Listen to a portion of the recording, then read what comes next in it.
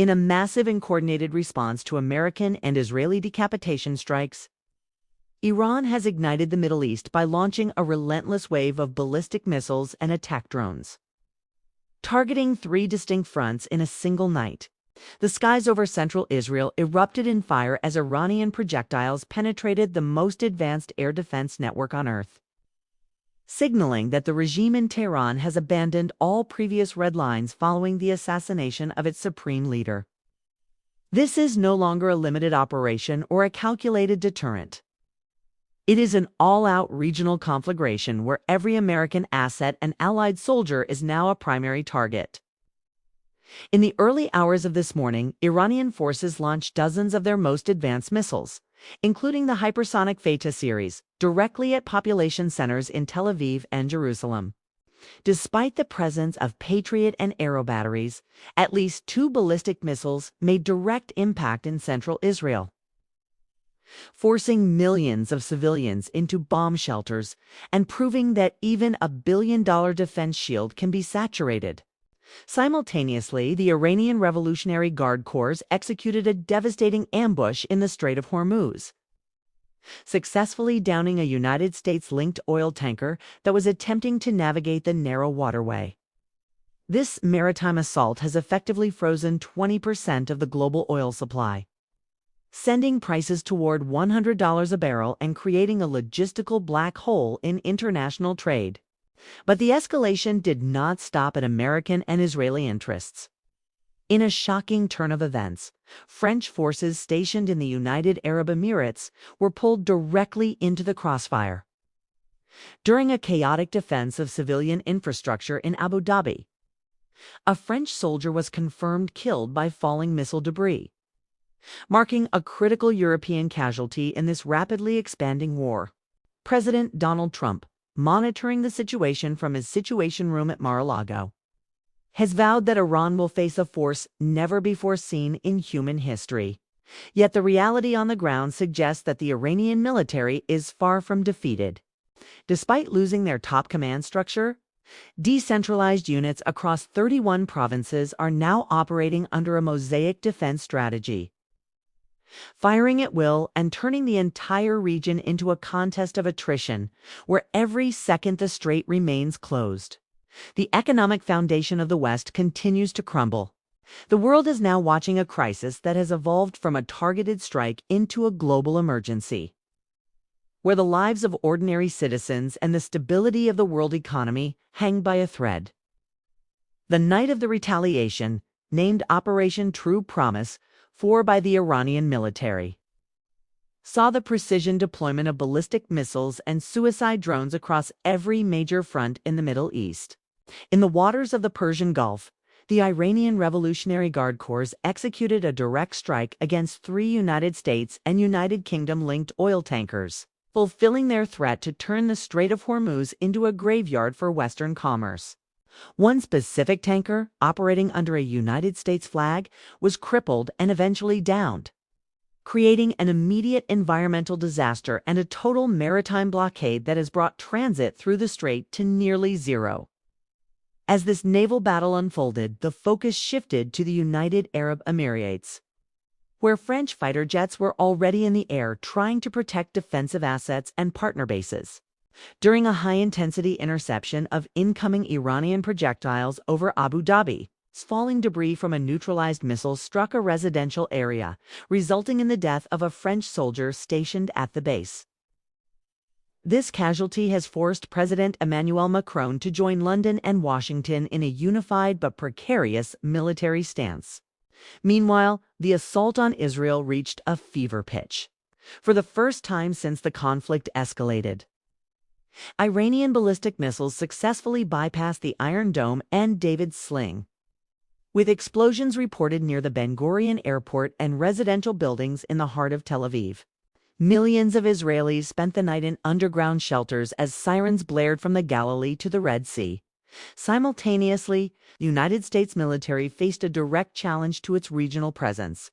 In Bahrain, the headquarters of the United States Navy Fifth Fleet was struck by a direct hit, While Al Udeid Air Base in Qatar and Al Salem in Kuwait were forced into emergency lockdowns under the weight of an unprecedented missile barrage. This coordinated surge has effectively dismantled the perception of American invulnerability, proving that Iran's missile arsenal, estimated at over 2,500 operational projectiles, is capable of overwhelming the most advanced defensive systems in the world. The strategic impact of this single night extends far beyond the cratered runways of Tel Aviv and the smoldering ruins of the United States Embassy in Riyadh. As the sun rose over the Persian Gulf, the full magnitude of the maritime ambush became undeniable. The downing of a United States-linked tanker has created a de facto closure of the Strait of Hormuz, where traffic has plummeted by 90%. This is not just a disruption. It is an economic strangulation of the world's most critical energy artery. Analysts warn that if this blockade remains in place for more than 10 days, the global economy will face a structural catastrophe worse than the financial crisis of 2008. In Europe, gas prices have already surged by 50%. While Brent crude has surpassed $90 a barrel and is climbing toward the $150 mark. In the skies, the United States is realizing the brutal math of a war of attrition. For years, the Pentagon playbook relied on shooting down $50,000 drones with $2 million Patriot missiles. But that equation is no longer sustainable.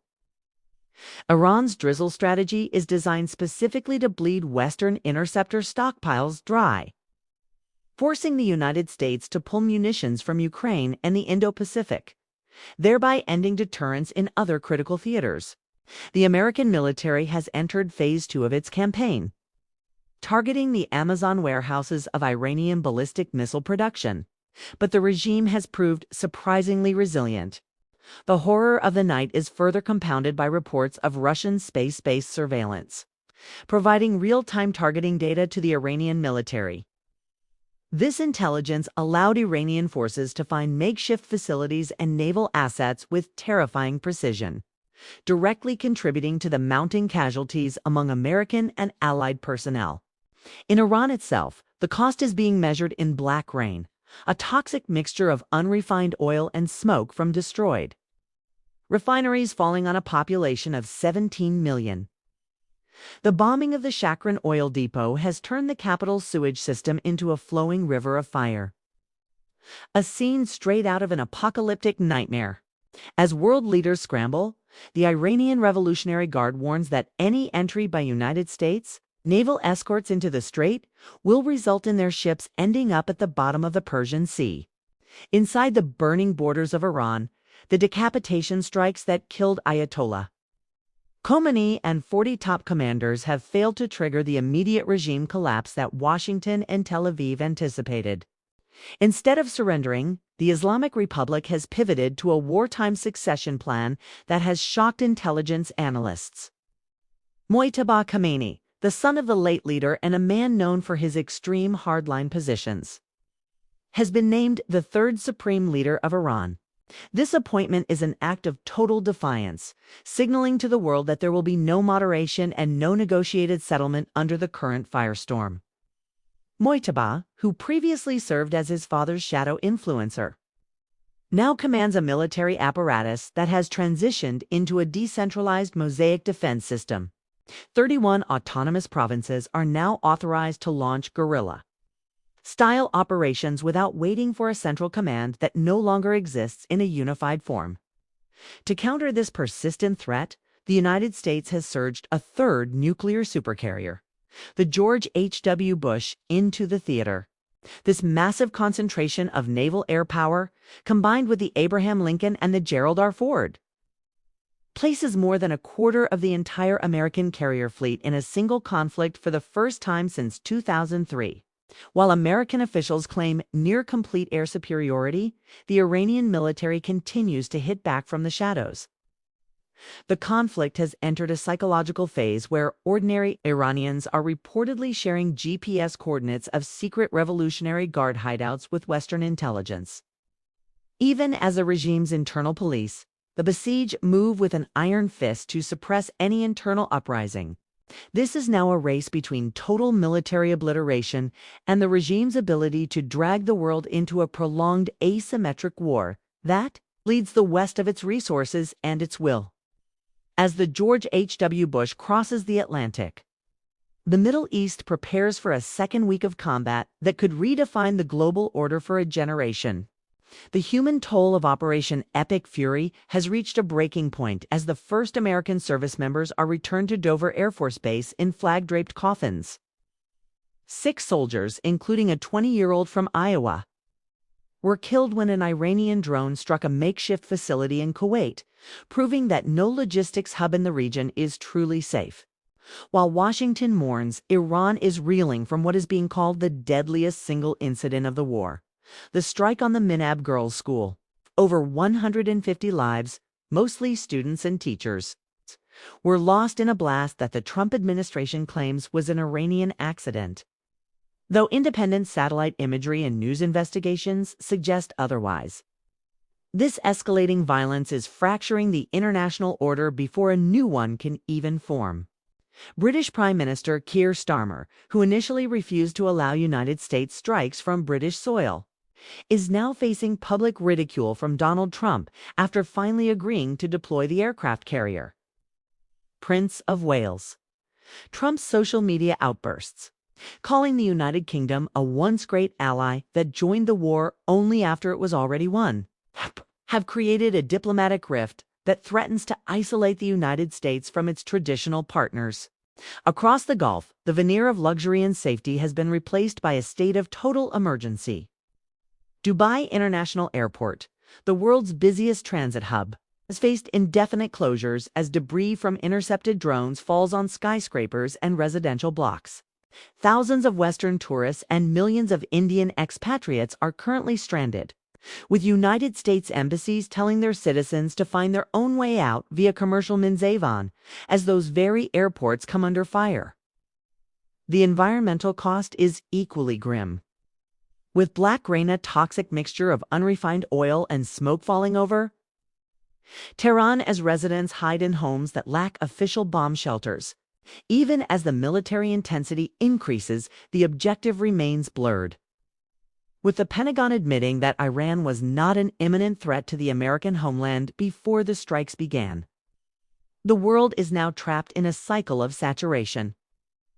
Attacks and high-speed interceptions that are draining both the treasuries and the munitions stockpiles of every nation involved.